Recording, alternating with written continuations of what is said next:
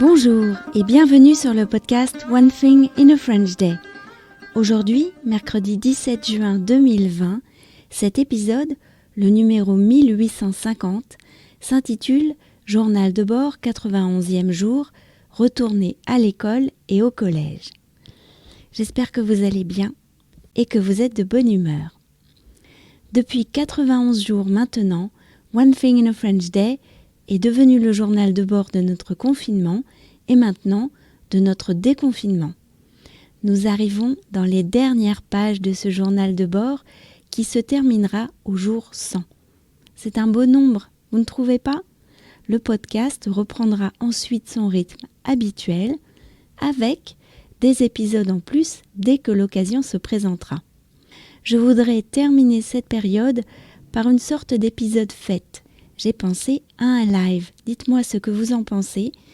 Pour m'envoyer un message, utilisez Facebook, Instagram ou encore l'email à frenchday@gmail.com. Si vous souhaitez soutenir le podcast, abonnez-vous pour recevoir le texte du podcast sur onethinginafrenchday.com. Je m'appelle Laetitia, je suis française, j'habite près de Paris et je vous raconte au travers de ce podcast un petit bout de ma journée. Journal de bord, 91e jour, retourner à l'école et au collège. Non mais maman, tu te rends compte qu'il ne me reste que 3 jours avant de retourner au collège ? M'a dit Michaela ce matin au petit déjeuner. Oui et non, avais-je envie de lui répondre. Lisa mangeait ses œufs au bacon, je mangeais mes tartines beurrées et Félicia passait justement terminer sa part de gâteau à la banane.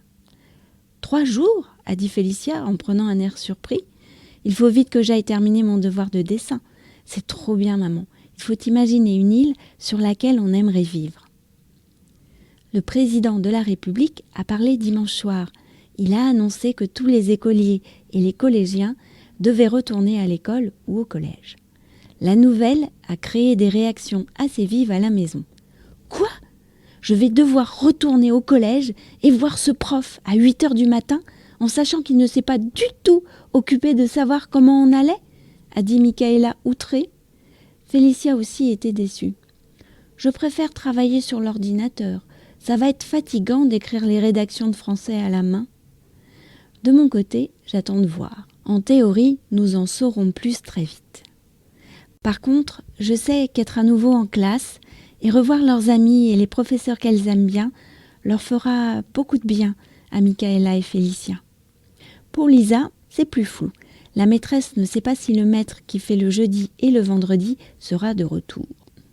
Parmi les bonnes nouvelles, il n'y a plus de restrictions pour aller à Paris. Nous pourrons donc aller au concert ce vendredi. One Thing in a French Day, c'est fini pour aujourd'hui. Je vous retrouve demain pour un nouvel épisode.